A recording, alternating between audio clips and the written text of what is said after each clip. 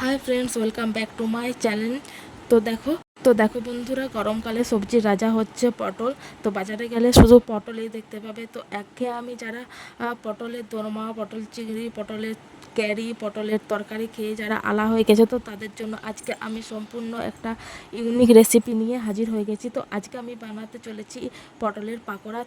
তো এই পটলের পাকোড়া গরম ভাতের সাথেও খুব ভালো লাগবে, কিংবা তোমরা যদি শুধু মুখে খাও তাতেও ভালো লাগবে, কিংবা মুড়ি দিয়েও খেতে এই পটলের পাকোড়া কিন্তু খুবই ভালো লাগবে। কিংবা যদি গরমে এই রাতে যদি জল ঢালা ভাত খাও তার সাথেও এই পটলের পাকোড়া জাস্ট জমে যাবে। তো দেখো, পটলের পাকোড়া বানানোর জন্য এখানে আমি দুটো বড় বড় সাইজের পটল নিয়ে নিয়েছি। পটলটাকে আমি সেদ্ধ করে নিয়েছি।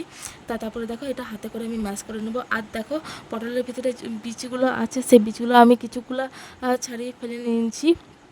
তো তোমরা যদি বীজ খেতে ভালোবাসো তাহলে ফেলার দরকার নেই। তো আমি কিছুগুলো ফেলে দিয়েছি আর কিছুগুলো থাকা।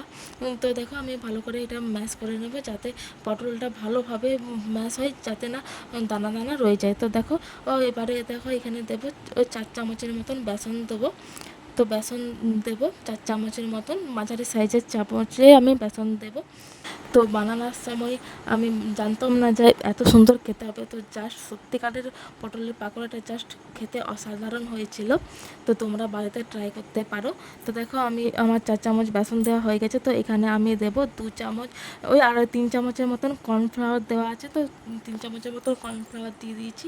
এই কর্নফ্লাওয়ারটা দেওয়ার ফলে আরও বেশি এই পাকোড়াটা মুচমুচে হবে আর খাস্তা হবে। তো দেখো, এখানে আমি কিছুটা গুঁড়ো মশলা অ্যাড করছি, যেমন সেরকম কিছুই না, সামান্য হলুদ গুঁড়ো, লঙ্কা গুঁড়ো আর জিরে গুঁড়ো। তো এবারে নুন দিয়ে দিয়েছি, মনে করে কিন্তু নুনটা দেবে।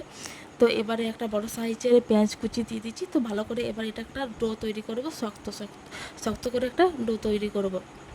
তো দেখো, এখানে আমি তেল গরম করতে দিয়ে দিয়েছি। তো তেলটা ভালো করে গরম হলে তারপরে কিন্তু পকোড়াগুলো ছাড়বে। তো দেখো, আমি পকোড়াগুলোকে ছেড়ে দিচ্ছি। তো এবার এক পাশ হতে দেব। তো ভালোভাবে যখন এক পাশটা হয়ে যাবে তারপরে অপর পাশ ঘোরাবো। তো দেখো, আমি অপর পাশটা ঘুরিয়ে দিয়েছি। তো এটাও আবার অপর পাশটা ভালোভাবে হতে দেব। তো এভাবে একটু মুচমুচে করে, একটু লাল লাল করে ভেজে নিলেই তৈরি হয়ে গেল তো পটলের পাকোড়া। তো এটা খেতে সত্যিই খুব অসাধারণ লাগে। তো তোমরা বাড়িতে ট্রাই করবে, আর আমার চ্যানেলটাকে প্লিজ সাবস্ক্রাইব করবে।